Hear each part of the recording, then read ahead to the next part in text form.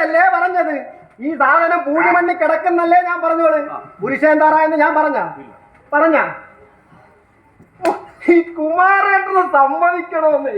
ഈ മുതലിനെ ഇവിടം വരെ കൊണ്ട് വന്നല്ലേ. എന്തോ അല്ല, ഈശോമിശേക്ക് സ്തുതിയായിരിക്കട്ടെ.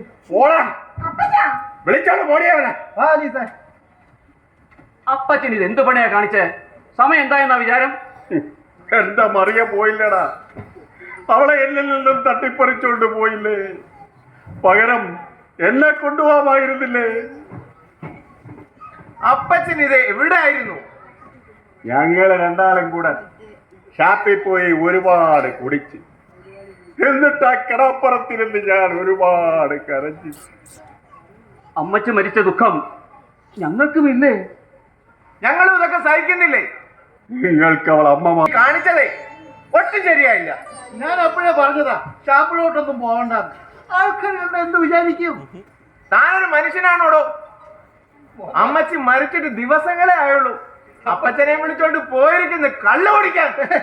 അപ്പച്ചൻ നിർബന്ധിച്ചാ, അവന്റെ വിഷമം കൊണ്ടല്ലേടാ. അപ്പൊ തനിക്ക് മൂക്കറ്റം കുടിക്കാമല്ലോ. നിങ്ങൾ ഓരോരുത്തരും അപ്പച്ചനെ ചീത്തയാക്കുന്നത്. മേലാൽ താൻ ഇങ്ങോട്ട് വന്നേക്കരുത്. നിർത്തടാ.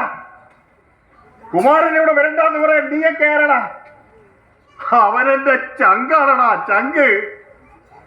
കഴിച്ചാ ഇതിനെ ചൊല്ലി നിങ്ങൾ നമ്മളൊരു വഴക്ക് വേണ്ട. പക്ഷേ ഒരു കാര്യം നിങ്ങൾ ഓർക്കൂ, സ്നേഹത്തിന്റെ വളം ഇത് കൂട്ടിയവരാ ഞങ്ങള്. എത്ര ദൂരത്തേക്ക് ഞങ്ങളെ തമ്മിൽ അകറ്റിയാലും ഇവിടെ ഉണ്ടാവും.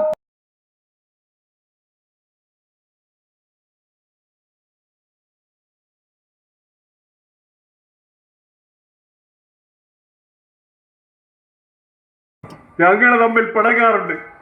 ഒരു ദിവസമെങ്കിലും ഞങ്ങൾ തമ്മിൽ പിണങ്ങിയില്ലെങ്കിൽ ഈ കടലമ്മയോ അസൂയപ്പെടും. എന്നാൽ ഒരിക്കലും പിരിയാത്തവരായി ഞങ്ങൾ ജീവിച്ചില്ലെങ്കിൽ ഈ കടലമ്മ കോപിക്കും. അല്ലടാ?